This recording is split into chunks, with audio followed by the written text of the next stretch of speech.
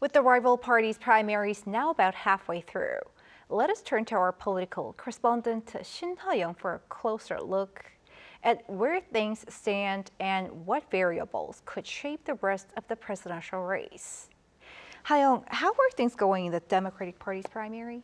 Well, the Democratic Party is halfway through its presidential primary race, which officially began last week. And the party is currently holding a three-way race with its preliminary candidates.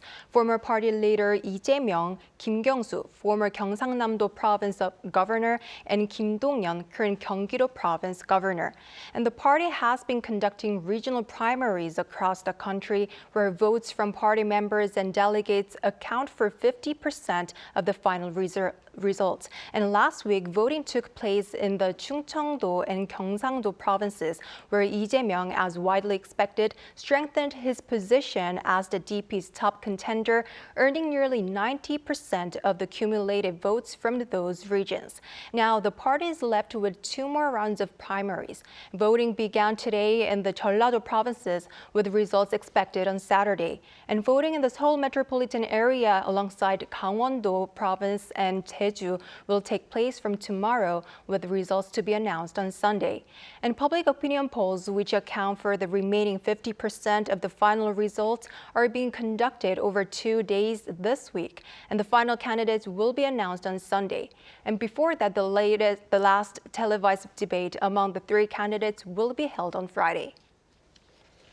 Now let's talk about the People Power Party's primary. Originally, almost a dozen have signed up for it.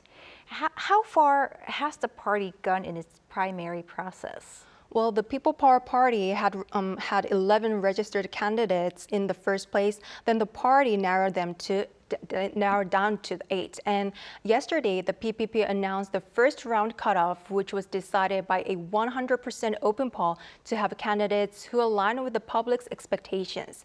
And former Labor Minister Kim Moon-soo, four-term lawmaker An Chol-soo, former party leader Han Dong-un, and former Daegu Mayor Hong Jun-pyo survived after the 8 initial contestants were cut to 4. And now the race is among 2 candidates who were against former President Yoon Suk-yeol's impeachment, Kim and Hong, and 2 who were for the impeachment, Han and An. And starting with the second round cutoff, 50% of the votes will be from eligible PPP electors, while the other 50% will come from an open poll. And this means those who were against President Yoon's impeachment could have an advantage. And the final candidate will be announced on May 3rd. What are the factors to be on the lookout for? Well, for the Democratic Party, frontrunner Lee Jae-myung's legal risk is one of the factors to be considered. The Supreme Court on Tuesday started reviewing the election violation charge against Lee as a full bench. And today, it announced that all the current justices will hold a second deliberation session on the case tomorrow. And this shows that the court is progressing in the case at unprecedented speed. And this also means the court is taking the case more seriously than others due to the level of public interest. And usually, Supreme Court cases are generally overseen by 4 justices. An initial guilty verdict was overturned on appeal last month. And if the top court finds issues with that ruling, it can send the case back to the Seoul High Court for a rehearing. And while this is unlikely to block his presidential run as it takes time, it could fuel a political backlash. And if there's no final ruling before the election and Lee wins, his presidential immunity could spark debate over whether the trial can continue. And for the People Power Party, acting president and Prime Minister Han Duck-soo's unclear stance on a presidential bid remains a key variable.